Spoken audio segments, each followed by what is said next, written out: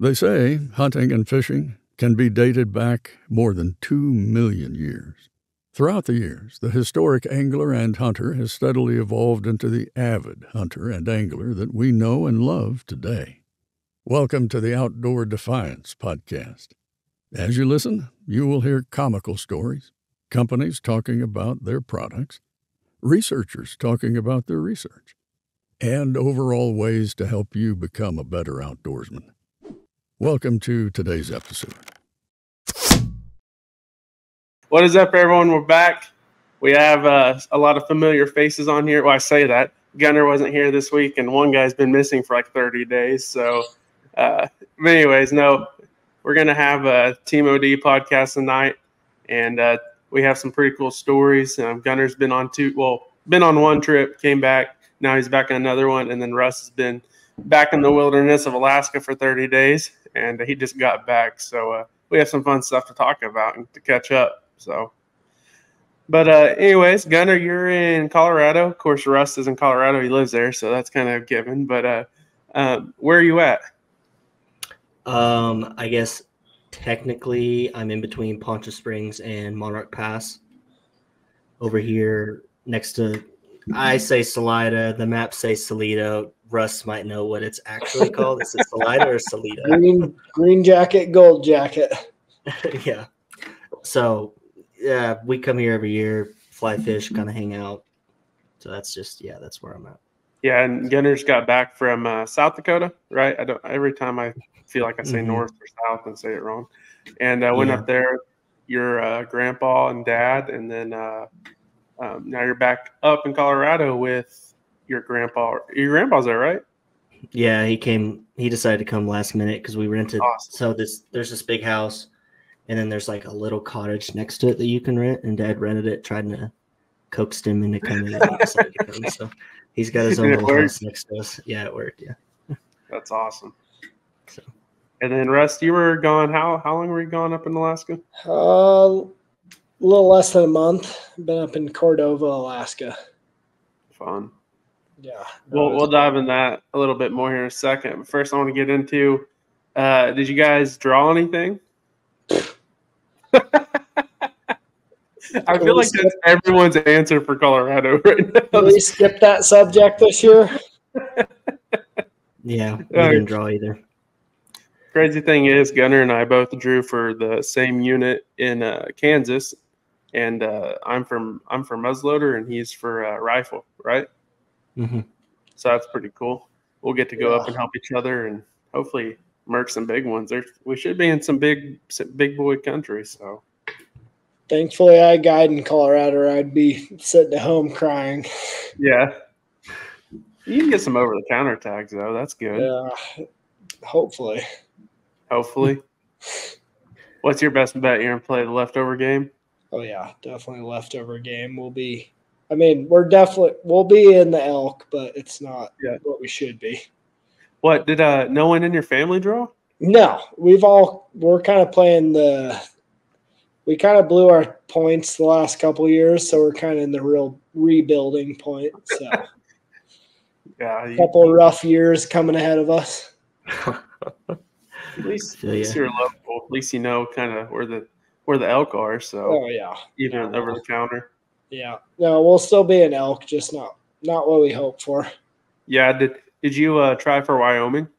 No, we were kind of a little too busy between me and guiding and everything. It'll just not going to work out this year, so we thought it was best to just get some points and wait for next year. Right, absolutely. Yep. Gunner, did you guys put in for anywhere else? I drew South Dakota bow. Oh yeah, statewide. I don't know if I'll turn that in or not. I'll probably go on it. Go ahead. Sorry. No, I didn't draw anything in Colorado. I thought I set up my grandpa to try to draw a mule deer somewhere, and I thought he was going to draw, and he didn't. And then we had 3 or 4 points for pronghorn, and I really thought we were going to draw this year, but we didn't. Elk, I didn't expect to draw really unless it was the second or third choice, kind of whatever. And then, I didn't put in for bear this year. So I drew a tag in Colorado in the PP unit. Oh yeah, the preference point, right? Yeah, guaranteed unit. That's a tough one to draw. If you don't draw that, there's just one. It's your own fault, or you drew out. I mean, so Yeah, that's a good one. yeah. So Gunnar, got bad news about Oklahoma. I set my alarm to like remind me. Sit down on this exact computer I'm on. Had everything up, put in for Justice and my dad and John, and like I do every year, and got off topic. Started looking at some stuff on our YouTube. Closed the computer, went to bed, woke up the next day, and I was like, "What a moron! I forgot to put in." Oh gosh. We're probably going to McAllister. So Really? yeah, we just said, you know what, we're just gonna do it. Yeah. And it, they say it's about 4 or 5 kind of points. That's kind of where you're gonna draw it at, whatever, and that's kind of where we're at. So there's a decent chance. There's a decent chance we're going to McAllister this year. So that'll be fun. McAllister, Rusty, you don't know, it's traditional bows only, no sight. Okay. I don't even know if you can have like a whisker biscuit. Can you? You can't. Like you pretty much have to be as traditional as it gets, and it's on an ammo plant down here. There's monsters out there. Yeah, they'll post like before season, like 30 days, 15 days before season, and be like, "Here's your target bucks," and they're like 200-inch, just unreal deer, like monsters. Yeah. So I mean, not all of them get. I mean, most of them don't even get harvested, but the ones that do, yeah, nice deer, yeah. And then it's like if you shoot a hog, you get to come back that next year guaranteed, and then if you shoot a buck, sometimes like last year, I know a guy that shot a buck early, and they gave him another tag for that unit while he was there, and he almost shot another 130-inch deer while he was there. So he shot like 125 the first day. And the next day, it's like 130, 140-inch deer, and just couldn't get it in range. I can tell you with that, I mean, if I roll in there with traditional stuff and a nice buck rolls around, I'm not. Oh, yeah. I'm probably not waiting around for that 200-inch. What the heck is that? I heard it's pretty rough there, like rough country, real thick. Yeah. So I've never been. Everyone I talk to says it's rough. They just walk in and basically either sit in a saddle or sit on the ground. Yeah, they say take your mosquito spray too. I've heard that by multiple people. I think the one we put in for is November. Yeah, that'll be good. For that one. So if we draw that one, that should be pretty fun. Hopefully. Yeah. I know a lot of people don't see deer, but the people that see deer see big deer. So that's fun. Yeah. So. Yeah, that and another thing, Rust, and people, if you're listening, you're not familiar with this. If you kill a Pope and young, you get to go pick out a rock and they bury it. So it's like a big rock wall they have of people. If you kill 125, I think it's 125, might be 120. I'm not sure. You have to check me on that one. But whatever Pope and young is, and that's pretty cool. It's a pretty cool deal. I've always wanted to do it, just haven't. And apparently I don't even put in anymore. So, but no, I drew Kansas, Preference Point, Colorado, and that's all I put in. Mm-hmm. So, but yeah, another crazy story happened to me yesterday. I went out to my land or out to my deer cabin to mow, and there's a 1-lane bridge, which I know Gunner's seen it. I don't know for us if I've ever been actually taking you out there when you're here. I don't think we've actually been out there. I don't think we actually have. Anyways, I have a pretty nice little deer cabin out there, and me and my dad kind of take turns of mowing. And I went out there and mowed, and it's like maybe a quarter-long bridge. It's over the river. It's one of the oldest bridges in Oklahoma, and it's made for like Model Ts to go across. So that's how like tight it is. So one time, backstory real quick on that one. One time it was real foggy, and I met a truck there. And I never have been so scared in my life. Like we both like tucked in our mirrors, or like I stopped and I was like waving them on. And I mean, we're talking like this close to each side and him. But anyway, so I'm sitting there waiting for this car to cross. And this was yesterday. And I hear this like kind of like a whine. And I was like, what in the world was that sound? And I turned on my radio and I hear it again. And I look down. And under this like brush and kind of trees, there's a white dog laying there. And I'm like, oh no, he's been hit. Like I got to do something for him, And so I get out and get about 10 foot from him and sit down. I can kind of see some blood on him, and I'm like, oh man, like I'm sorry, dude. Like sit down. I'm talking to him, and he jumps up and runs to me and jumps in my lap. And long story short, I have a rescue dog now. So, but he is super skinny. I mean, like he's real tall and lanky, and it's like almost hard for him to keep himself up sometimes when he's been outside for a long time, just because he's had to cover so much ground and just the way he's built. So I mean, it's pretty sad. Like I wish I had pictures. I'll probably, if you're listening on or watching on YouTube, I'll pull up some pictures of him. Maybe this could be like a weekly deal until I find him a home. But I'm going to nurture him back to where he looks at least healthy. But he's probably 3 or 4, maybe 5-ish, and he's been neutered, is what's crazy. Been neutered, been absolutely beat up by something. I don't know if he got a pack of wild hogs, if he found some other dogs or what, coyotes, I don't know. But he's been beat up on his, what would it be, his right side. And but he's all white. I think he's like a lab. He kind of looks like an English pointer and a lab and like a pit bull mix. It's kind of weird, but he's really cool. All white, has a little bit of black nose, and then like 2 little Dalmatian spots that almost look like dirt spots. So he's cool though. He's well mannered. Like when you get a dog, you never want to feed them like out of your hand, like especially stray dogs. They usually eat your hand off.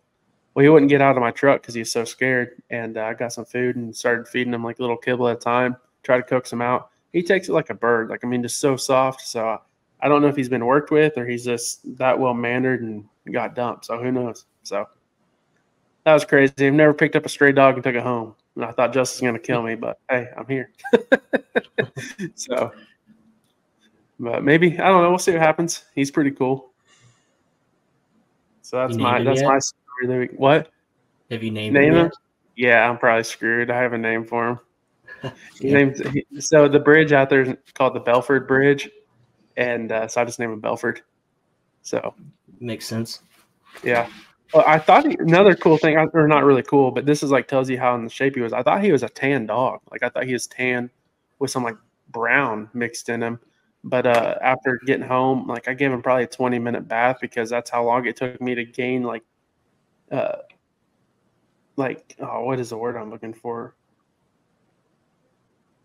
Like gain his trust to be able to bathe him. Like I would barely have to water, and then I'd turn the water on a little more. And if I got too wild, he was gone. And I never put a leash on him, but he'll always come right back to me. But if something scares him, he goes. And he'll run like 20 yards to turn and look back like, whoa, what was that, dude? And then he'll come back. So it took me like 20 minutes. And after I got done bathing him, he's a white dog. And it was blood and all the dirt from the river. So, yep. We'll see what happens. I'll kind of update everyone throughout the week. I think that'd be cool. So he's going to be he's basically a skeleton and with a big old dome on him. But he's pretty cool. So, Gunnar, let's kind of talk about your South Dakota trip. I haven't got to talk to you about that. How was that?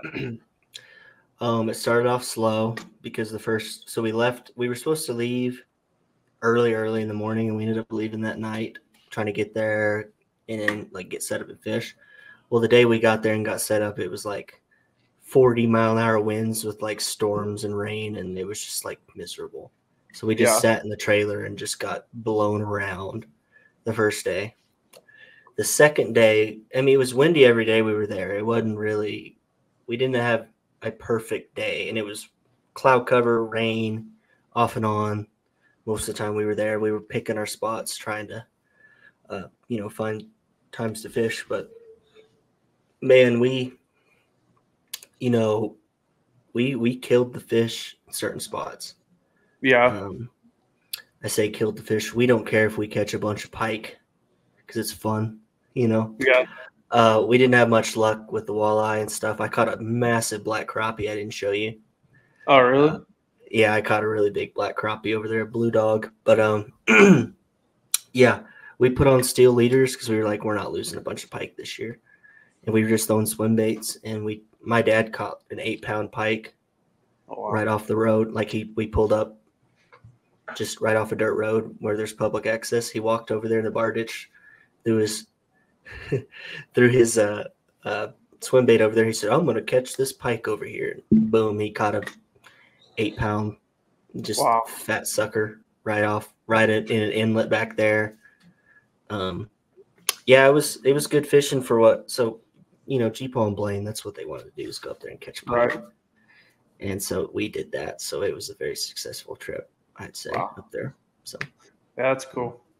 What I've never had pike. What did you guys have? You guys either of you had it? No, I haven't. We cleaned a few. It was a learning curve because of the Y-bone stuff. But I mean, after we everything we kept, of course, we cleaned, and it got to a point where we were like, we'll just start throwing some fish back.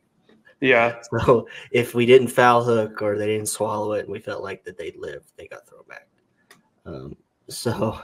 But we did clean some. We talked to a guy up there. He pickles his pike. I don't know if that's good or not. I'm looking at Rust's face. He seems to. I think he said he's had pike. I would defer to him. Maybe. Is it good, Rust? I'll say this, honestly, it's as good as we have very few crappie lakes around here, but if you can get into the crappie, they're good. Pike, in my opinion, just as good as crappie, but you're going to work a hell of a lot harder to get that meat. And it's purely, you got to know how to deal with the Y-bone, which as long as I've dealt with pike, I will be honest and say I don't know how to deal with it. It's hard. In my opinion, I have no idea.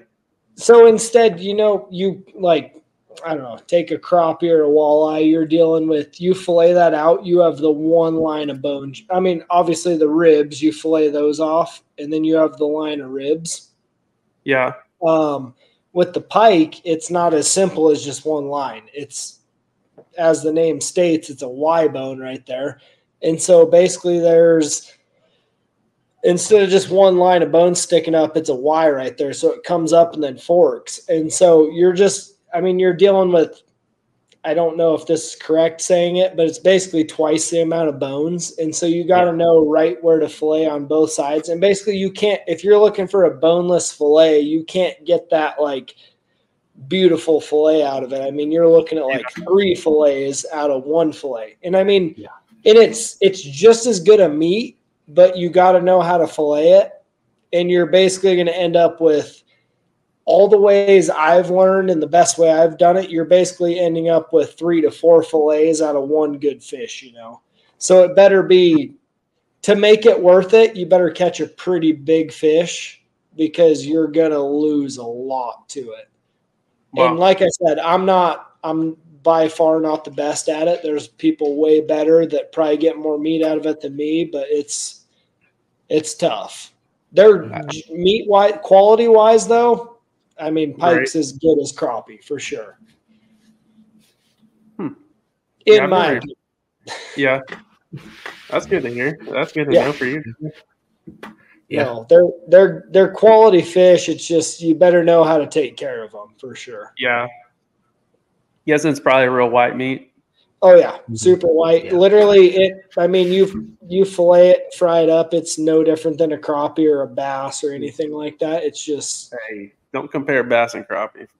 I knew as soon as I said that, I knew you were going to say something. I'll say this. In my opinion, it's just as good as crappie, but you're going to have to, you got to try harder to get the meat for sure. Yeah, sorry. I got to do something. I didn't realize my face was so lit up.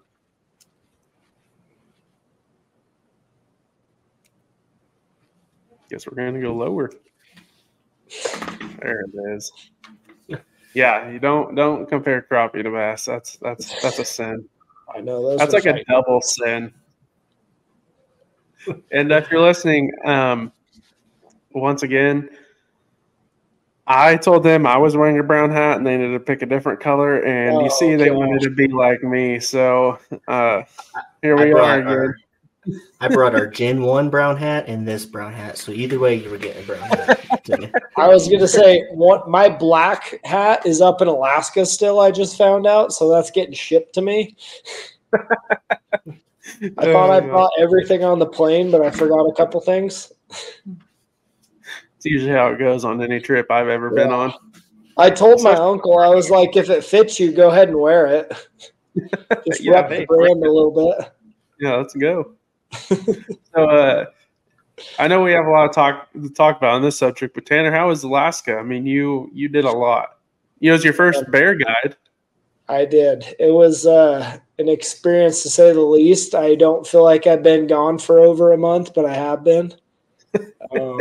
Getting back to real life's been a bit of a struggle the last couple. I'm kind of having my vacation from my vacation now. Yeah. But no, it was, I mean, I don't even know where to start, man. I've been up there several times with my uncle fishing, but this one, it was just an experience for sure. Have you ever been up there for that long? No. 2 weeks has been at the most. So this one, I mean, I showed up, I flew in May 9th and flew out June 3rd. So I was only supposed to be there about 2.5 weeks, but it just kept getting, my uncle kept telling me like, hey, we got this to do if you want to stay a little longer. And I just kept doing it. And next thing I knew, it was 5 weeks since I've been home. What was like the most people you were around up there? Oh gosh, dude, Cordova, Alaska, that's an experience all in itself. Like you can experience a small town, like where you guys are from, like, you know, like Pawnee or Morrison or anything like that. Like that's a small town. Those are small towns.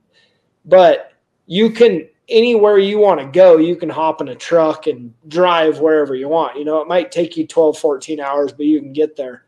Cordova, Alaska, I mean, you're there and that's where you're at. Unless you're going to hop on a flight or on the ferry, which the closest place on the ferry is, I mean, that's a 6.5, 7 hour boat ride to get to the nearest town. So, I mean, up there, and in my experience in Alaska, it's like, you know, big kind of tourist fishing towns where everyone goes there. But Cordova, that town it's been built and founded on commercial salmon fishing.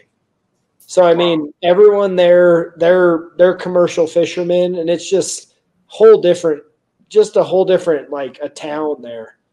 That's what everyone's about. Like, I was joking with my uncle. We got back to Anchorage, and like to see a truck driving around that didn't have a big gill net just piled up in the back of it, like it was a weird thing to see after a month, you know? Yeah. So you got there at first and you did a guided bear hunt. How did that go?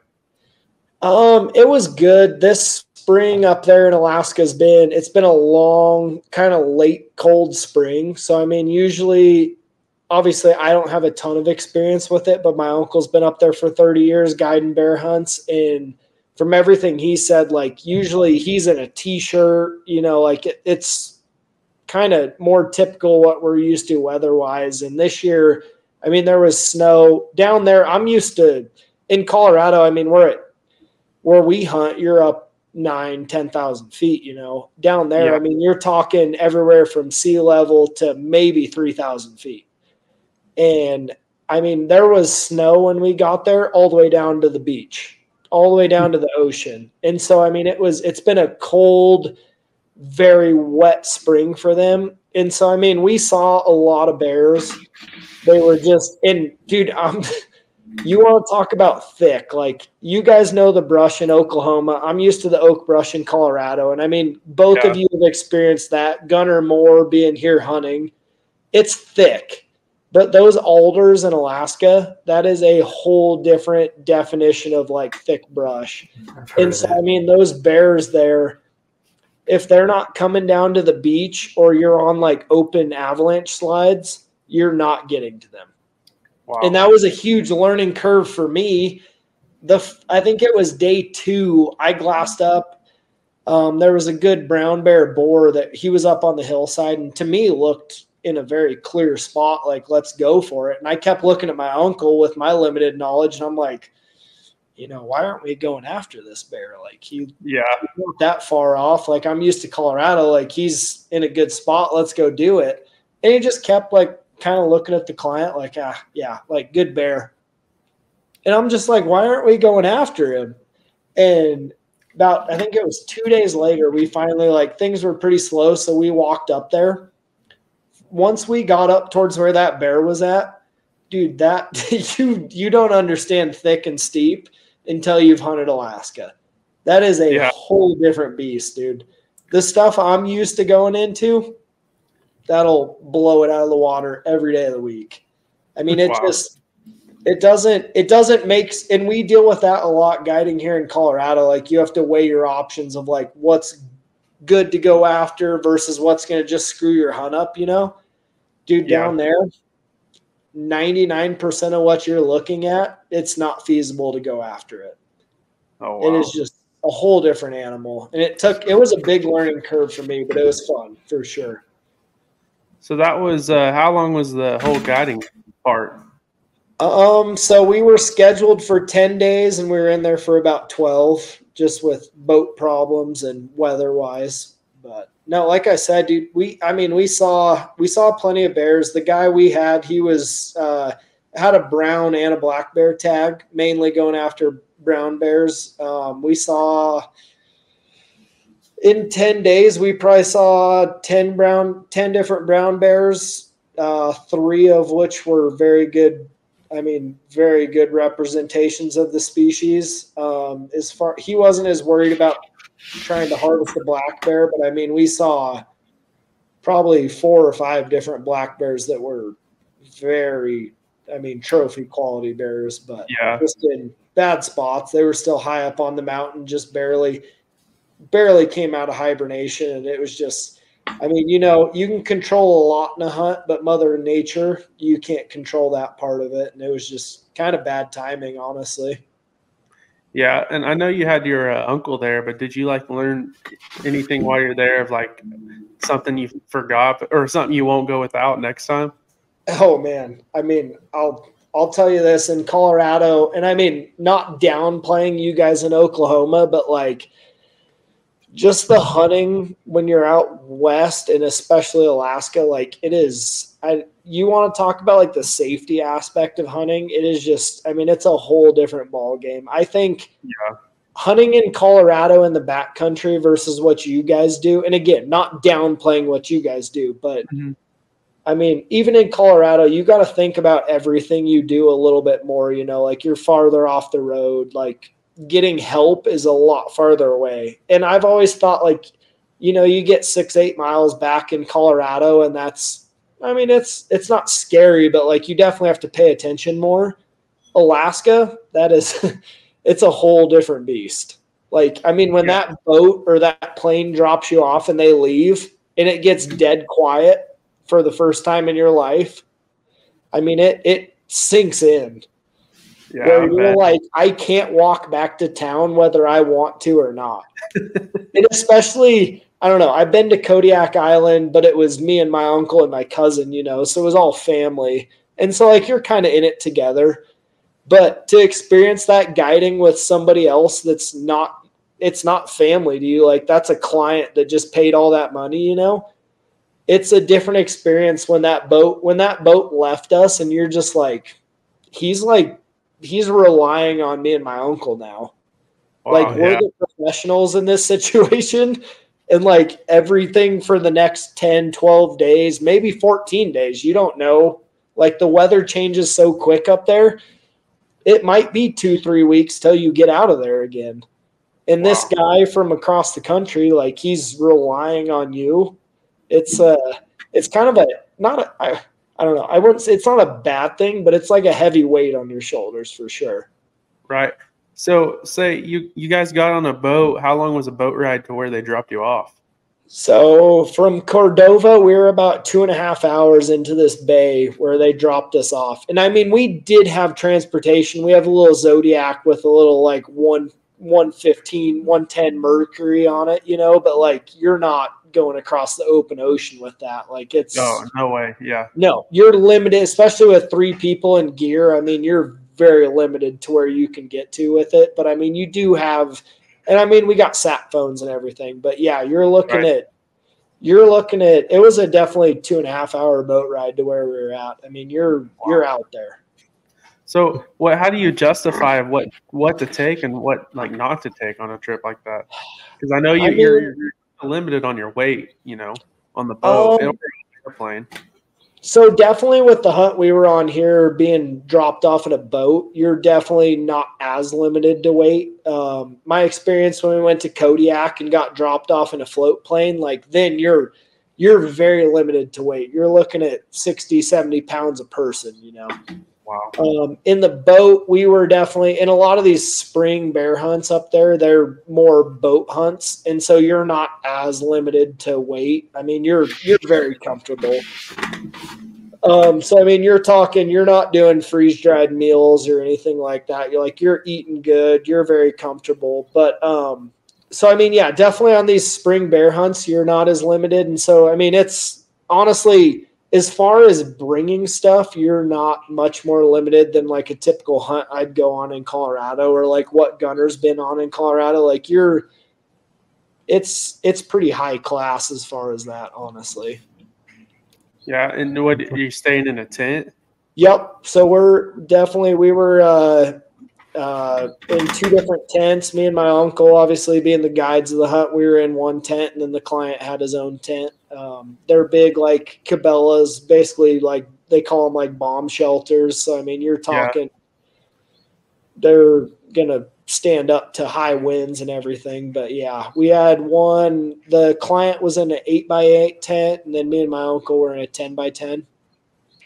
And that's another thing, being from Colorado and you guys in Oklahoma, like you're not used to the ocean and dealing with tides, you know.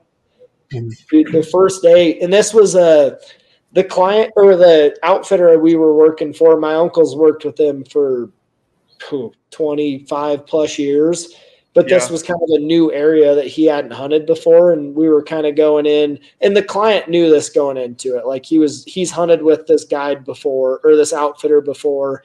And so we were kind of like experimenting on this place. And it was an area my uncle didn't know the tides, didn't know any of that. Like we were kind of just feeling things out. And so, I mean, we set the two tents up, and in the 10 days, we had to move tents 4 different times because the tide would just keep coming up. And we were in this little cove, and we'd look at it and be like, oh, yeah, we're going to be good. And then that night we'd get back from hunting, and we're like, oh, gosh, like, by the time the tide hits at midnight, like that tent's probably going to be underwater. And so we just kept having to move stuff. And that's an experience, man. If you're not used to hunting around the ocean, the tide, and I have a good story I want to go into here in a little bit, but man, the tide, if you're not used to that, it just adds one more thing to think about. And it happens slow, but it's like that. I don't know how to best explain it. It's like something that you can't stop, but it happens so slow. You're just watching it. And it's like that inevitable, like just it's coming, whether you like it or not, you better be ready for it. How cold did it get? Like, was it at night? Was it pretty crispy? I mean, being from Colorado, like I'm used to the cold, you know, but I got there May 9th. So like I was already guiding turkey hunts in Colorado prior to that, you know, and so it was starting to warm up, and I get there. And like I said, with it being a cold spring, I brought all my warm clothes, right? Like I brought a wool coat, like all this stuff, like ready for cold if I needed to, but didn't expect to use any of it. And this year, well, let me step back a little bit. My uncle, the last couple of years, has had bear hunts where he's in a t-shirt from day one all the way through the end of it.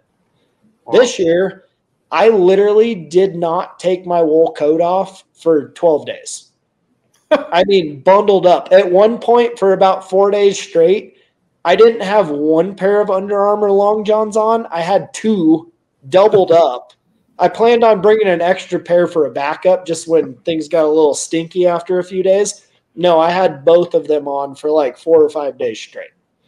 Wow. Like it was just to be a spring hunt like that and experience that. It was just different temperatures. I mean, I'd call my fiance on the sat phone and she'd be like, yeah, it's 88 degrees in Colorado. And I mean, we had fresh snow on the mountain right above us.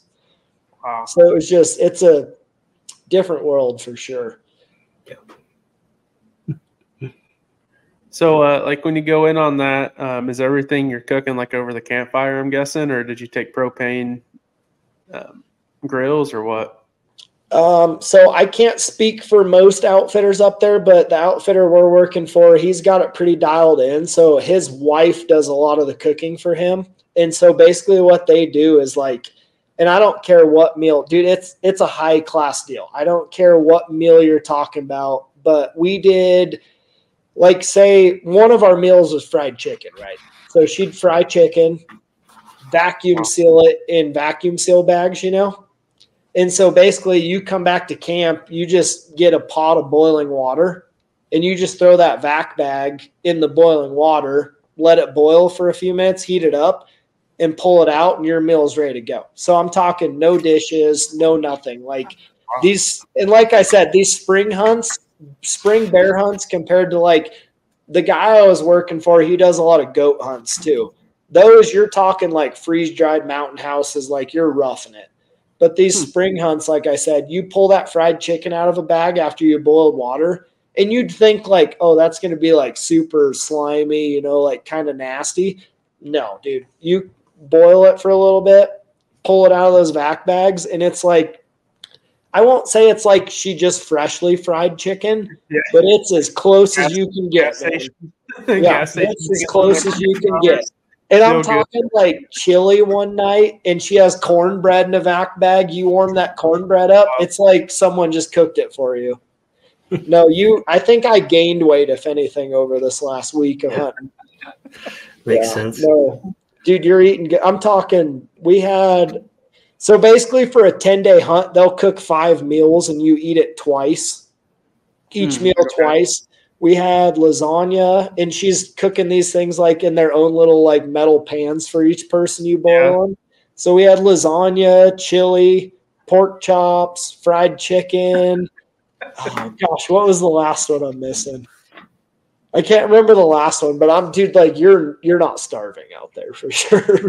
And then on those bear hunts, like how far are you hiking in? Are you going to certain areas? Are you covering ground? What's the whole mindset there? Dude, I'll tell you, if you're going to go on a bear hunt in Alaska, the hardest thing, I don't care your physical shape, it's all right here. You better be ready, mental. And from me going with spot and stalking mule deer and like a lot of glassing, I thought I knew what it meant to like sit there and glass all day long. No. Dude, I'm talking, because you got to think about it. This time of year in Alaska, like I don't know what time it is here right now. It's 8 o'clock in Colorado right now. You still have 5 hours of daylight in Alaska. I mean, you're talking midnight. It's not dark yet. Or it's getting dark about midnight, and the sun's going to come back up at 4 a.m. So, I mean, you're talking 18 to 20 hours of hunting light right now. Oh, so you can hunt that entire time? Oh, yeah. Oh, yeah. I didn't know that. Oh, yeah. No, dude, you're talking – I'm seriously telling you, you have 20 hours of daylight of hunting time. Because the only time you're limited is if you fly in that day on a plane. That day, you can't hunt till 3 a.m. the next day. But other than that, daylight, you're good to hunt. Wow. So, I mean, dude, you're talking – and you think about – like, I started breaking this down when I first showed up there. I'm like, you think about that. Like, we're talking 10 days. This guy's hunts 10 days. And you have – even just say you have 12 hours a day to hunt. I mean, you're talking – 120 hours and 10 days to hunt of hunting time. And that's what it is. Like on a bear hunt like that, like it's so thick up there. And I mean, you guys haven't bear hunted a lot, but bears don't stop moving. They might bed down a little bit, but like when you see them, they're constantly moving, especially in the spring, because they're trying to feed as much as they can out of hibernation, you know? And so you don't want to walk around and spread your scent everywhere. So, I mean, you're basically waking up, you post up and just glass all day long. And that might be 14, 16 hours of daylight. Dude, honestly, and I don't mean this in a bad way. I'm not trying to push people away from going on a hunt like this, but it is the most boring hunt you will ever do in your life. I've heard that from several people. The most boring hunt in your life. I have never had to sit in one spot. And as I don't know if you knew this, Gunner, but Taylor knew, I got pneumonia right before I went up there. I did not know that. So I had pneumonia bad, but I skipped this hunt last year. And so I was like, nothing's going to stop me from going this year. So I just get over pneumonia, still coughing, have that annoying dry cough that'll never go away. And I get up there. This guy's spent a lot of money for this hunt, right? And you're having to go. I'm not talking like you guys sit in tree stands, so you have more patience than I do. But I'm talking, you're going and sitting, and you might sit there for 10 hours, 12 hours, and you better not move. Like, you don't know when a bear is going to walk out. So, I mean, you're dead still on the ground, sitting for 10, 12 hours, glassing a tiny little spot. And so I'm sitting there like, I have a wool coat on and a big heavy glove, like every 10 minutes coughing, trying to cover it. Because I'm like, if I screw this guy's expensive hunt up, I'm never going to live it down. Right. Like, I can't cough and ruin his hunt. So it was, I don't know, dude. I'll say this. All the hunts I've done, you better be a patient son of a gun to go on a brown bear hunt. So it didn't happen for him, did it? It didn't. Like I said, dude, we saw some good bears. I got some kind of not great videos because they were about 2 miles away through the spotting scope, but it was just super weather dependent. We just hit it. Yeah. It was early. I guarantee you give us a week later in the season and that whole hunt went differently. But we saw plenty of bears. They were just all high. And like I said, that country there, it's like Colorado, we could have went after those bears. But in Alaska, dude, that stuff is so thick, you just couldn't get to them. And it was late because of the spring. Let's take a break from this podcast and talk about some awesome products. Hey folks, let me tell you about GritKnives.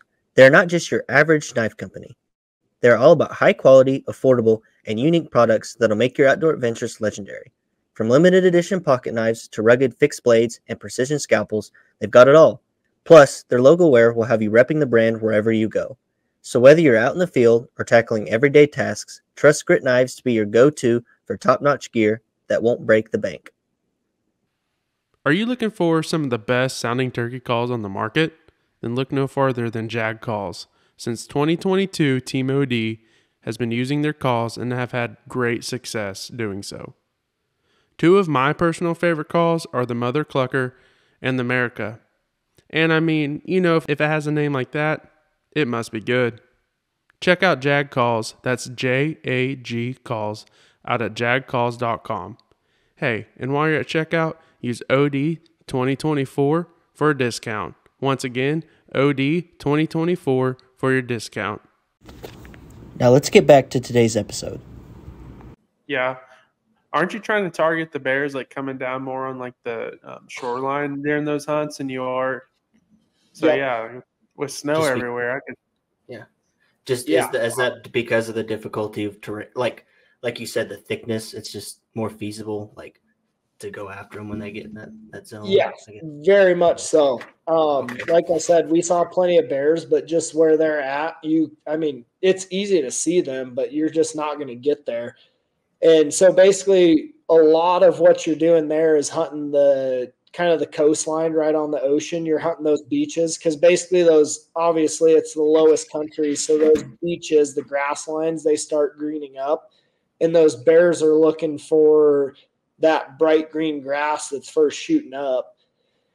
And it was just like everything greened up good, but we were just about a week early, and we did, I think it was about day 7, we had one, he wasn't a big boar, but a decent sized boar brown bear. He showed up right on the beach. He was about 300 yards from camp and we watched him like half the day and just definitely could have harvested him easily, but our client and my uncle with his experience, like for me coming from Colorado, looked like a giant bear. Like I was like, let's go. But those two, and especially my uncle, he's been doing it for a long time. So he was like, I kept looking at him and he's not getting excited. I'm like, looks pretty big to me. But so we let him kind of walk, but it was a cool experience getting to see him that close. And our client was super excited and he's planning on coming back. But I don't know. It was just one of those things. We saw plenty of bears, just not in the right spot. I mean, you guys know how that works. You see things, but it's hunting, you know. Yeah. It doesn't always work out. What was he hunting with? Is it a bow hunt or was it a rifle hunt? He was a rifle hunter. He was shooting he's actually a Weatherby collector. So I mean, this guy's he was showing us some of the guns he has and telling us about them. And I mean, you're talking like, I'm not going to disclose prices that he told us, but I mean, you're talking big money for some of these guns. Yeah. And actually, it's funny you bring that up because we had, obviously as a guide, you want to, especially on a dangerous hunt like that, like guys get in, travel in the country, you want to make sure and go let them shoot, make sure their guns are sighted in. So we take him out, and he was shooting a 460 Weatherby. Being from Colorado, I didn't even know that existed. Like, he's literally been to Africa and shot Cape buffalo with this gun. Like, it's a cannon. Yeah. And so he takes this gun out, and he's shooting good at 100 yards because with brown bears, like, you typically want them within 150 yards because it's dangerous. And so he's shooting at 100. First two shots, he's maybe an inch right, inch left, like shooting pretty good. Goes to shoot his third time. All of a sudden, it's like 10 inches high. And me and my uncle are like, what in the heck is going on? Shoots a fourth time, he's off the paper. And we're like, what just happened? Look at his gun, blew the scope ring off. And so we get it like put back on, and we're like, oh, no big deal. Like, it'll be fine. Get it on there, shoots again, first shot, not bad, few inches off, like we can adjust that. Shoots again, off the paper. We're like, what the heck is happening? He finally looks down. If you grabbed on the forearm of his gun and the butt, you could take that stock and start bending it in half. Holy cow.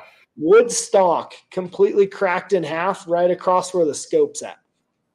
Oh, don't know what happened. But we're like, oh my gosh, like this is a high dollar hunt. You just traveled. He's from Wisconsin. We're in Alaska. Like you just traveled across the country for this hunt. And luckily the outfitter we're working for, he's got a nice gun he can use. But we're like, thank goodness that happened here and not while we're out in the field where we don't have another option, you know? Yeah. And I mean, in Alaska with dangerous game like the guide and the packer, as I was, you're all carrying rifles that are very capable, but I mean, good thing the hunter wasn't out in the field when that happened, you know. But it was just, I've seen stocks crack, but just nothing like that. But I've also never been around calibers like that. Like, I mean, you're talking elephant guns up there. I'm used to, in Colorado, like a 300. That's a big gun. Yeah, those are guns that you sit there and you shoot once, and you ice your shoulder for the year or for the next 5 years until you go back to for sure. For sure. Another elephant or something. That's not something you just take out and go, hey, let's go shoot today. No, that's all those guys up there. They're talking to me about like rifle calibers and talking about 416s and 460s. Yeah. And I'm just sitting there like, I know a lot about hunting, but I feel like kind of a dummy right now because like I don't even know what you're talking about. Like, I'm used to big game in Colorado. Like if you're shooting a 300, that's a little overkill. Yeah, I remember one time I was talking to a guy about that. And I was like, man, that's crazy. I was like, I can't believe, they make those. People want to go shoot them. And he looked at me and goes, there's a reason why they make most of those in single shots. He said, it's just a shoot once and cry for the next 10 years. Yes, exactly. Well, my boss, the guy that owns the outfitting place, before this guy's gun cracked, he sent us with his 416. He's like, yeah, just shoot this gun. Like, make sure it's sighted in. So I shoot the 300 that I was supposed to take, and this is before the stock cracked. And my uncle looks at me, he's like, hey, you want to shoot that 416 real quick? And I was like, no. You can shoot that thing. Like, I've never shot a gun that big. I'm not going to start today. Yeah, they're cannons, man. Oh, dude, just different world. Like, literally, the guy that we took hunting, his bullets, $20 a round. And he shot there and shot like 8 of them. I'm sitting there like, cha-ching. Yeah. Like, good Lord. It's like a slot machine at the casino. Yeah. Dude, just different world than we're all used to. Right. So you guys went 10 to 12 days with him, and then what did you do after that for the remaining of your time? So the way it works up there so basically up there you have to get guiding is it's more controlled than here in Colorado or any states in the lower 48. Like to be a guide that actually you can go take a hunter, you have to have so many hours under another guide to get licensed. Right. So they have, gosh, I forget the word for it. But basically there's one guide and then there's a master guide. And so like my uncle acting as he has his own outfitting business too, but he doesn't really do anything with it. And so he's the master guide that I was under. And then basically up there, they always have a packer with the guide. So basically you're, for lack of better terms, you're basically like the pack mule. And that's what I was. Like, I'm basically acting as anything my uncle needed packed or the hunter needs packed. That's me. Like, I'm a horse. Yeah. And so as a guide up there, you can't have a hunting license and kill it. I mean, you can have a hunting license, but on that hunt, you can't harvest anything. But as a packer, you can harvest. You can have whatever tags and harvest whatever. And so basically the outfitter, he talked to me and he's like, hey, you should buy a black bear tag that way. And our hunter had a brown bear tag and a black bear tag. And he's like, hey, you should buy a black bear tag. That way, if the hunter gets done or there's a problem bear or something, you can harvest it. Because my uncle couldn't do that. Right. Worked out a deal with him as far as like taking it out of my wages versus me having to pay it.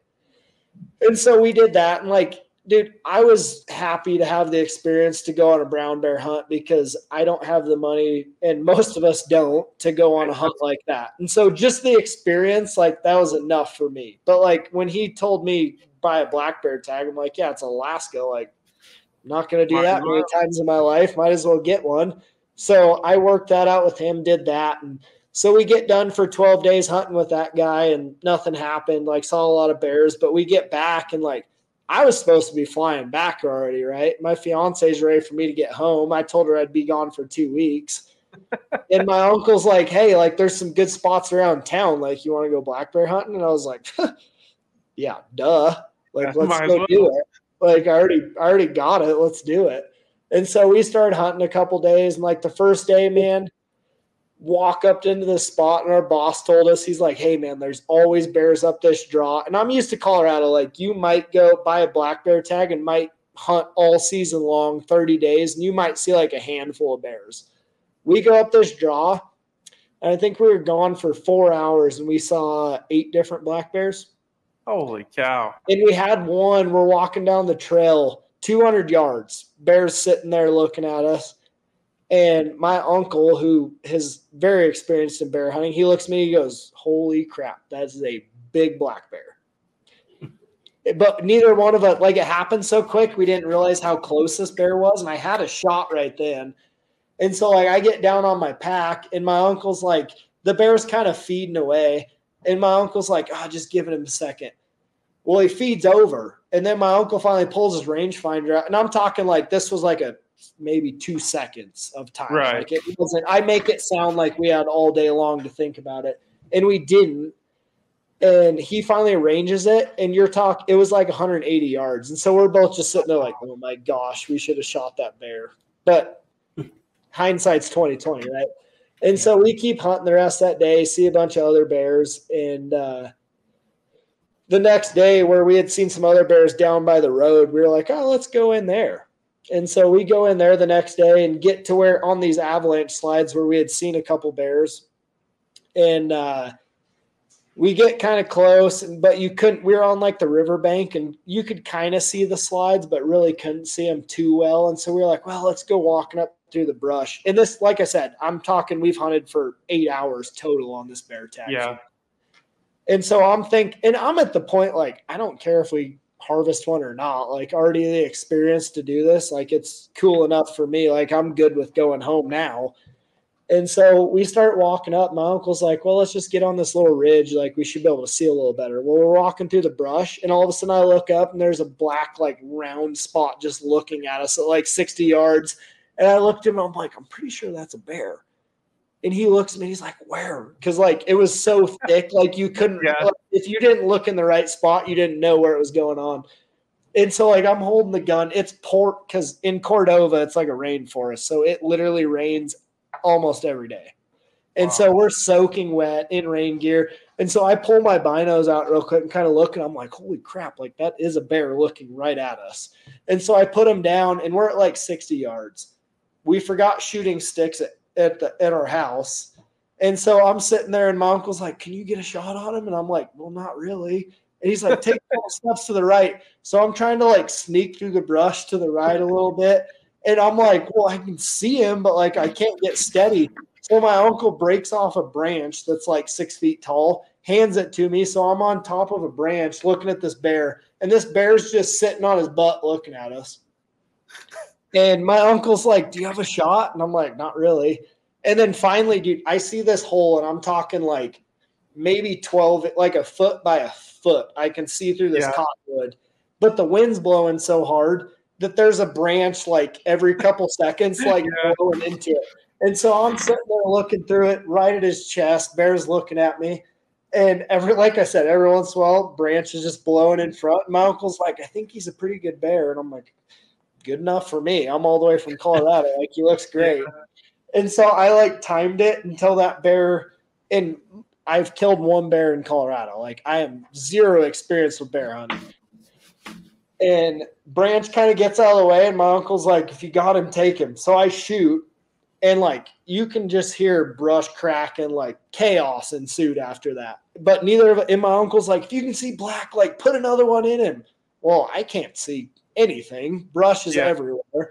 And so we're sitting there and like, again, not experienced with bear hunting. And if you saw my uncle, he's like 5'3", tiny little guy, which is funny because like for some reason you're with him and you just have like all the confidence in the world, makes you feel so safe, which I don't know why, because he's smaller than me, but he's been in Alaska so long, like you just have this false sense of security, like he's gonna take care of me.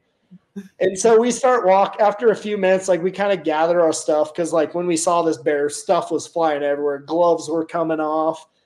And so we start walking up on this bear, and like I'm trying to play it cool, you know, my uncle's cool as a cucumber, and I'm sitting there like, oh my gosh, like we didn't even see and usually bears give you like that kind of death moan. Apparently, I've never heard it, but apparently when you hit them good, they kind of give you a death moan. Well, this bear didn't do this. And so my uncle's like, yeah, let's just keep walking. And he's like, get a bullet in your gun. Like if anything, he doesn't have a bullet in his gun, but I do. And I'm behind him. He's like, if anything goes wild, like you're fine. I'm like, I don't know if I'm fine. And so we're walking up on it. And I mean, this brush, these alders, you can't see 10 feet. And he's just cool as hell with his little nippers, just cutting brush down. We're walking up there. I'm just sitting there like, okay, here we go. And we get up there, and finally my uncle's like, oh, there he is. And he looks to his side. This bear's like 5 feet from him laying there. I mean, he's expired at this point, but the bear's like 5 feet from him. I'm just like, if he wasn't expired, like what were you going to do there? And it was, I don't know, definitely an experience, man. Those guys that bear hunt all the time, that is, and I can't even imagine, like this black bear was a pretty small bear. And like you think of a brown bear, like this was, well, when we dropped him off the taxidermist, he was honestly, and some people that bear hunt might laugh at this, but he was like a 4.5 foot black bear. And I mean, these brown bears you're talking are 8.5, 9 feet long. So, I mean, you're talking twice the size. I mean, a trophy brown bear, you're looking at up to 10 feet. And so, I mean, dude, I just still to this day haven't been around a good bear like that. And I can't even imagine it. Yeah. Like, your uncle's had him like 20 yards, 20 foot from him, right? Just feeding in the rivers. Yeah. If you haven't seen it, look up on YouTube. It's called Bear Central. And that's my uncle on that hunt. They were on a salmon river.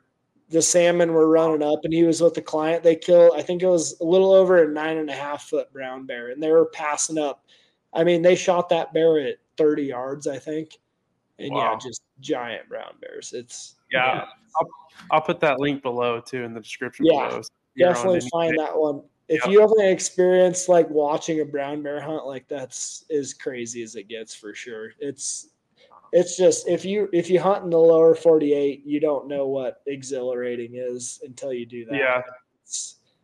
I mean, you can go on an elk hunt and it's exciting, but like life or death, go on a brown bear hunt. It's a whole different story. Yeah, I had the experience this year with that bobcat jumping on the same rock. I was sitting on predator hunting, and I had my heart beating. I can only imagine a big old bear just going, oh gosh, there you are, Yeah, it's wild.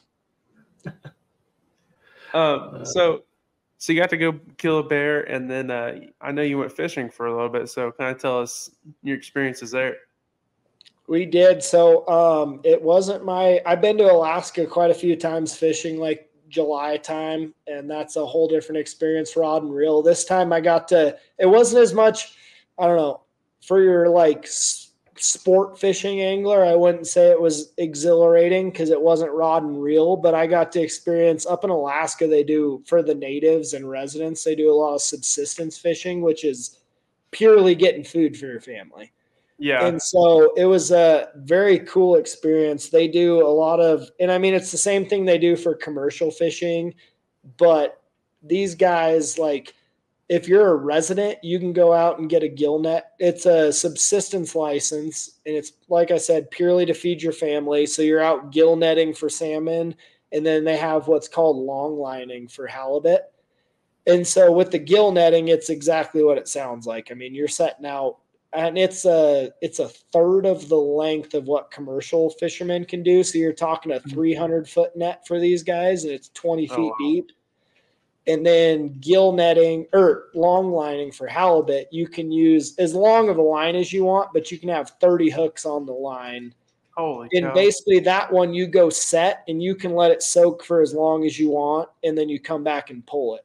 So the gill netting, what's that? Would it be considered, do you have it like hooked to a jug or? Not really. So basically what it is with long lining for the halibut, basically you have an anchor on either side. So basically when you drop it, you have a buoy line coming up so you can mark it, and then it goes down to an anchor. And then as soon as that anchor hits the bottom, you start slapping hooks on that. It's basically a rope, and each line is about 3 feet of paracord with a big old circle hook on it. So you bait all those previously. And as you drop it, you slap one of those hooks on, and you try to evenly space it on that 300-400 foot of line. And so you just go through, drop all those, let it sit for 4 or 6 hours, maybe overnight. Depends on, people do different things. But then you come back and you just start pulling that up, and you might have 10, 15 halibut on it. You might only have 1 on it. And there's a lot of, I had never heard of a skate. And if you've never heard of an Alaskan skate, you should look that up because I didn't realize they existed. They basically look like a big stingray, but they're up in Alaska. And that, dude, they are wild. I thought they'd be just all small. No, I'm talking, we pulled up a few skates that were 80, 90 pounds. These things are dude, huge. And for me in Colorado, I'm stoked. That's a huge fish. But they're trash fish to them, so they're just knocking them off the hooks, throwing them back. But these things can get massive. Wow. But dude, I mean, if you're talking about as far as feeding your family, these halibut, you think about you guys are used to crappie and stuff. You fillet those. You got to fillet a lot of crappie to get a good meal. These halibut, I don't care if you take a 10, 15 pound halibut, you're getting 4 fillets off it each fish. And I mean, there is little to no waste off these things. It's pure meat. And one of the guides we were working with, he's a resident up there and came back with a subsistence halibut that they had caught, 120 pound halibut. That fish, and then 3 20 pounders. Literally, Taylor, you've been to my house. My big deep freezers I have, the stand-up ones. Between that 120 pounder and I can't remember if it was 2 or 3 20 pounders, but literally we filleted all that and portioned it out and vacuum sealed it, filled up a whole deep freezer as big as my big freezer. Wow. 4 fish. All right. I mean, it's crazy. You're looking that 120-pound one. If you took a 4-inch by 4-inch fillet out or piece of a fillet out of there, it was probably almost 6 inches thick. Holy cow! I mean, dude, it's just you look at the fish that we're all used to keeping, and it's like it's comical, really. Yeah. Are those the fish you gotta like knock in the head because they could like get in the boat and just take you out? Oh yeah. Yeah, When okay, you that's get what to I that thought. size, you better watch out. Yeah. Well, a lot of guys up there, when you're catching that big a halibut, they actually have like 22 handguns Yeah, and that's stuff yeah. that they'll I've seen that. Yeah. yeah, they'll use that to dispatch them before they get in the boat because it's honestly like dangerous. Well, all that meat's straight muscle. So. Oh, it's dude, strong they are, insane you know. amount of muscle. Yeah. Wow. But yeah, no, the long lining halibut, that was an experience. But I will say the gill netting for salmon, like I was texting my mom and my brothers, and they were like, "You got to get a video of it." And I was like, "You don't understand. Like it's so chaotic. Like Yeah. I can't video it right now because it's basically they go up to these like the salmon are trying to run up the river, right? And basically you have these boats, and if you haven't seen them, look up. They're like a bow picker or a stern picker. And so you basically go up and drop off your one buoy close to the bank, and it's usually like a beach.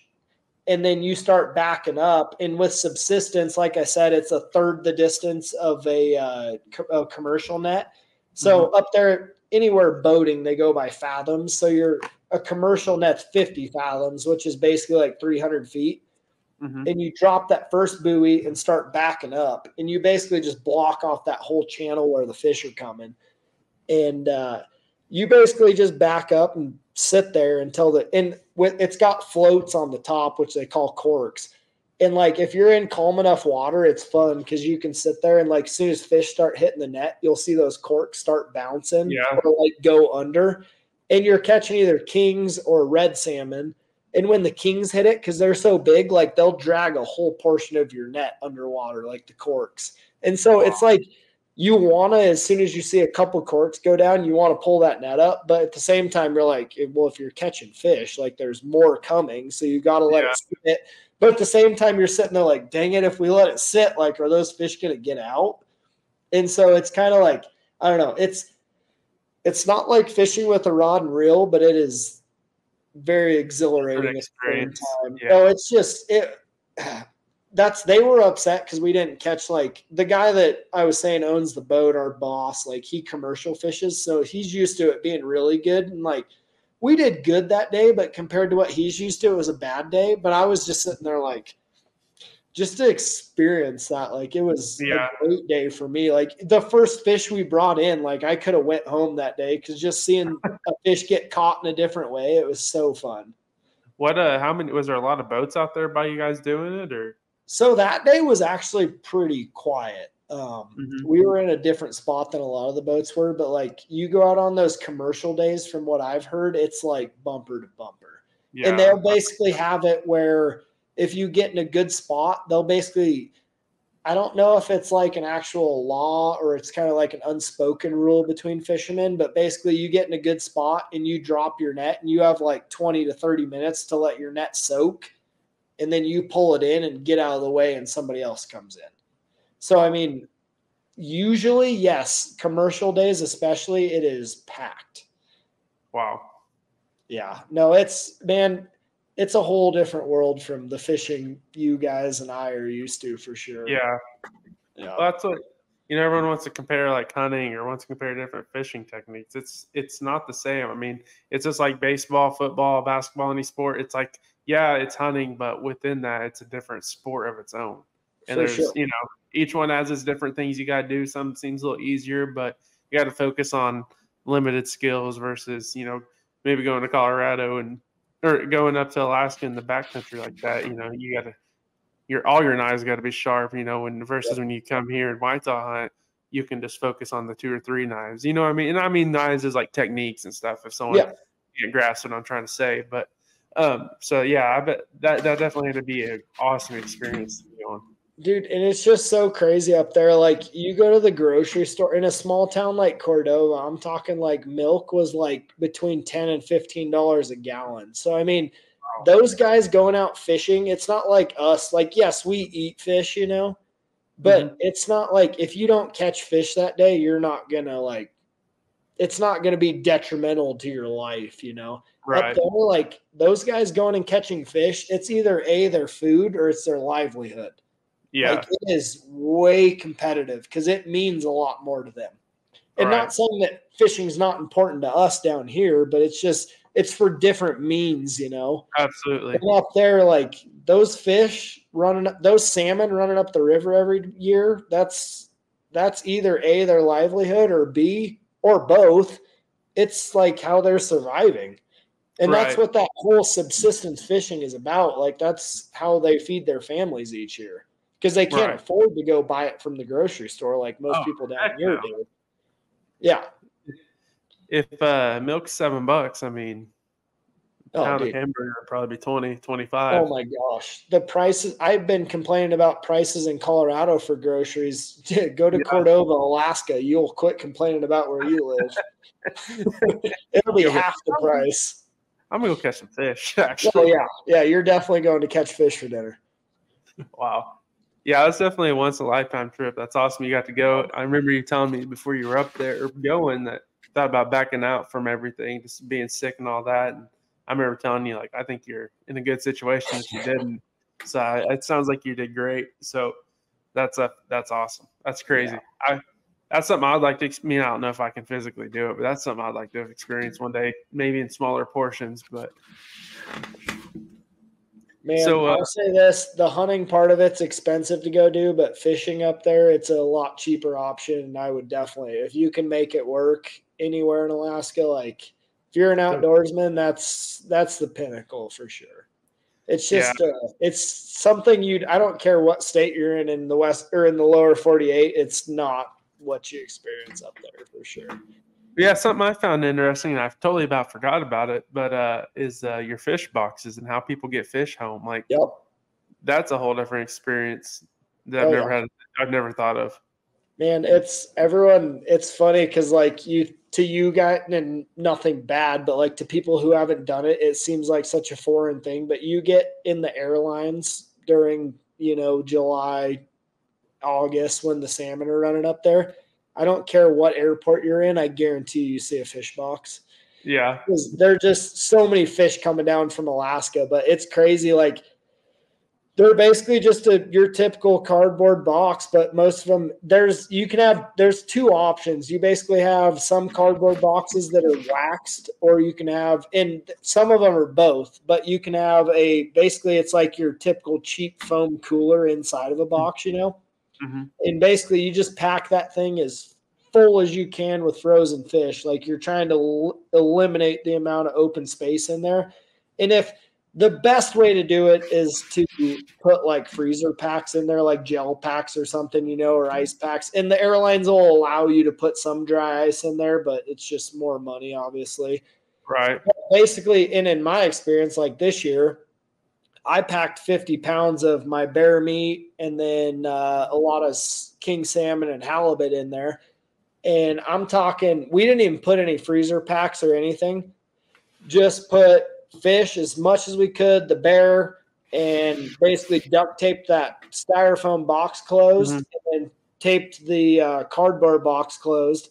And I mean, my fish this was about the most sketchy one I've done.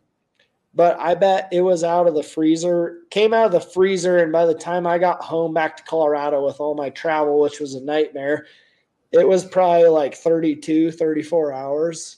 And I get home to Rifle, Colorado, and still that salmon frozen. I mean, just the edges starting to soften up, but if you're not screwing with it and keep it taped closed and everything, it's amazing how long it'll last in those things. And it's by far cheaper. I remember me and my buddy in high school, we were up in Soldotna, Alaska, brought down, we probably had 200 or 300 pounds of fish we were going to bring back with us, which was ridiculous, but we were young and we were like, we're keeping everything.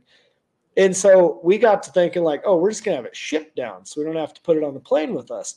We went to this fish place and had them package it all we vacuum sealed it all. but we were going to have them box it up. And they boxed it up, put freezer packs and everything, made it all TSA like goods, Started looking at shipping prices. It was going to be like $1,400 to ship it. Yeah. But we could put all four, we had 4 boxes, each 50 pounds. We could put those on the plane for like $60 a box. And so we were like, yeah, that's going on the plane with us, not shipping it. Like, dude, it seems like a pain up front, but if once you kind of learn, you do it a couple times, or you like learn from somebody else who's done it, putting it on the plane, it is the way to go. Wow. So much. My dad has a buddy in Alaska, and we were gonna trade. He was gonna send us salmon and stuff. We were gonna send him deer meat. Gotcha. And he looked at the shipping. He said, "Yeah, I'm out." Dude, it is insane. Yeah. And I mean, you look at it like these, because all the salmon I brought back this year, it's all from the Copper River around Cordova. And like for the kings right now, I think, and this is directly prices from like to the commercial fishermen. And so to consumer, you're talking even higher than this, but the commercial guys are getting paid $16 a pound for kings. So you think about it, which a lot of mine was halibut too, but you think about it, I brought back 50 pounds and at $16 a pound, I paid $230 to get it on the plane for 50 pounds. Like, I got back to Colorado for a steal with all that fish. Yeah, that's awesome. I mean, when you look at those prices, and you're probably talking to consumer, you're probably talking closer to $20, $25 a pound for king salmon. Oh, absolutely. Yeah. So, I mean, it's the way to go for sure. Yeah, I want to do that one day. We need to definitely all go and do it one time. Hey, I got the hookup, boys, when you're ready. You got the hookup? Yeah, we need to do that. So, what are you guys planning on doing? I know, Gunnar, you're in Colorado for what, 4 or 5 more days? Yeah, until Sunday. We leave out early Sunday morning. Yeah, how you at the beginning of this, you kind of mentioned that fishing was going a little rough. What's going on, and how are you like overcoming the difficulties? So the Arkansas looks like chocolate milk out there right now. It's flowing hard. All the little creeks and stuff, the tributaries, the tailwaters and stuff that we're used to fishing, not super, super high, look about the same. The hydro lakes that we're used to fishing are just getting blown out and ran through too. So it's just been the clarity's off, water temperature in some places is off. Earliest we've been here. So it's been a learning curve for us being here this early. So what we did today was we went up super high and we found some water that wasn't just blown out, coming out of lakes and stuff super high, and we found fish. I caught a bunch of fish today, actually. Awesome. So that was great. I think we're going to go even higher tomorrow, and try to find them. One of the high lakes we were going to go to this morning that I think that has grayling in it, North Fork. We were going to go over there and try to catch some grayling. It was closed still until June 9th. Oh, wow. So we couldn't go up there. They just have it. Maybe? Well, the roads are just as bad up there anyway. It's no maintenance. But I just think they just have for that particular place, I just think they have a day where they're just like, okay, we're going to open it. Because I looked online and it said the day that they were going to open it. Like it said, the season's from here to here. Because, Cottonwood Pass is open, different things that if they're open, that's probably open. The lake might not be completely open, but the tailwaters are, because stuff coming out of it, we could see, we drive up right next to it, we didn't get up to the good stuff. You have to get on that no maintenance road to get up there to get to the nice good stuff to catch the rookies and stuff. But I think just the plan is just to get up high and try to get out of that nasty water, right now. So are you guys fly fishing or rod and reel? Mm-hmm. I'm actually teaching Abby how to fly fish. She caught a bunch of fish today, actually. Sweet. So when we found a bunch of fish, we could really. So at first it was, the first couple days we weren't catching a whole lot, and it was good practice for casting and stuff. Keeping out of trees and learning how to just roll cast and do that pinwheel cast, and just kind of, slowly getting into it. She caught a fish, and then today she got to really learn how to, work a fish, setting the hook, really just that learning curve that you get Right. fly fishing for the first time, of not just I was ripping a saying, fish through the ripple and casting releasing it is every time. 90% of the fly fishing. Yeah, Right. Yeah, absolutely. She's Sure. got her roll cast down pretty good. Good. And she's got her, not just trying to bully a fish through current. Yeah. Pretty good now. She figured that out pretty fast. So she's doing all right. She's doing pretty good, actually, especially for her first trip, But Is Steve-O fly fishing? a little bit. When little he fishes, he's fly. When he's fishing, he's fly fishing. Yeah. He I was got a gonna new. say, if not, we're gonna have to get him into it. He likes it. No, it's his. Actually, we saw some pretty cool stuff today. We were at Cottonwood Lake, and a moose came down to water.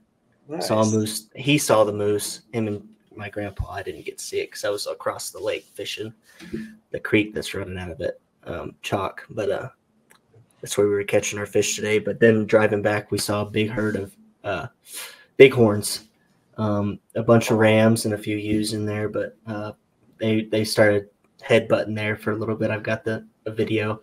I don't know. I didn't send it to Team OD, I think, but I'll send it. It was pretty cool. Yeah. I'm looking at the bighorns, but cool. You better enjoy that till the wolves get over there. I know. But yeah, though fishing's been slower, obviously, because of this, the melt and everything. River's just super high, and clarity's just a little off. So we've just had to learn about, places to go this time of year, and I think we're starting to learn it. So we're starting to catch fish. So that's nice. Heck yeah. What, you're there a couple more days, right? 4 or 5, maybe? Yeah, I'm sure we go back up to the same area we were at because it's by far the best water we found. Yeah. And we're catching brookies, rainbows. Haven't caught.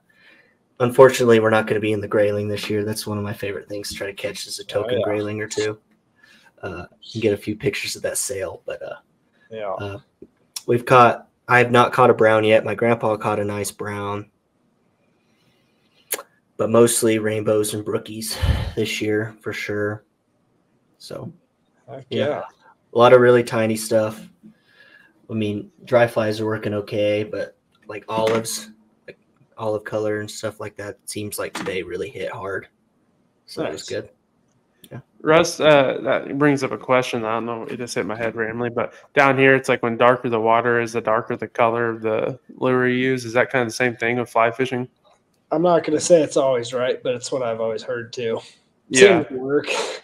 Yeah. I mean, I've had those days.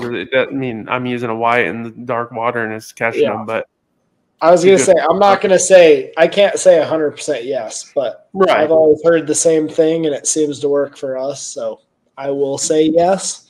Yeah. Yeah. But you got those days. So. Oh, yeah. Yeah. No, going to try whatever, but it seems to work. Yeah. Well, I'm glad you guys are having fun times. I'm stuck at work Monday through Thursday, living the dream. Someone's dream. I don't know. Living someone's. I just got back today and work's hitting like a freight train. So I'm about to go back to real life tomorrow. Yeah. New job. Yeah, got a new job because that's going in the real world. There you go. Basically chemistry. I'm doing a bunch of chemistry, testing soil and water stuff. It's fun. Hey, I used to cuss math classes saying I'll never use this in my life, and guess what? I use it every day right now. So it's crazy how life takes changes. But what's your new job, Gunner? I've been gone for a month, so I feel like I don't know anything. Russ is like, what is a job? Me and Dad are working on something on the side that hopefully we'll get going soon. Oh, nice! In the next couple. Hopefully get it really going by the next year. But I got to pass my drone stuff. We're going to try to do some stuff with that. But right now, so I can make money and get experience in case that doesn't work out and stuff, so I can have a career. I'm working at Accurate Environmental, so I'm doing soil and water testing. So I test for like pesticides, herbicides in water and soil and drinking water, wastewater, and soils. Anybody can send us samples, and they said every year that we get a couple fish we get to test, so they told me I could do that, so I'll get to test fish for mercury stuff. So Yeah. Hey, that's Guys, funny. I should come work with you and actually use my degree, but I'm not. Yeah. Yeah. Yeah, I'm trying to find out where to use my degree, but it's not. I'm not where I'm using it now. I'm just mathing it up. Hey, I got that piece of paper though. Don't you doubt it. Yeah. I went in depth with that, but we won't get in that topic. Hey, I got it. Yeah, that's for another day. Yeah, that's for a different day. Oh yeah. But no, it's been great. I'm glad we all got together and could get on. We haven't all got to talk for a while. I mean, it's definitely been almost a month and a half since I really got to talk to you, Russ. And me and Gunnar been new jobs and trying to get everything lined out. So we just try to Snapchat. At least every Sunday we try to touch base on about everything going on for the week. So, but it's been great with you guys. I really enjoy the podcast when we get us three, and if Tristan get on, which last week was him, which was great. But I really something about just having the team on, it flows better because we all know what to talk about. So, but yeah, definitely. I'll put the link to the video. I'll put the link. You're guiding. Go ahead and give a shout out to the people you're guiding with in Colorado. Rust. Yeah. I was gonna say, and if you want to go a little bigger, check out Lonesome Dove Outfitters in Alaska too. Oh, is that your? That's the one that they work for. That's the one up in Alaska, and then Reverse 7L Outfitters in Colorado. Sweet. I'll put all that in the description. Definitely check them out if you're looking for a guided hunt. There's some good people that I've seen throughout the years what they can do. And other than that, you guys keep catching the fish, keep working if you have to, and keep enjoying life. I'll see you guys later. This is episode 19.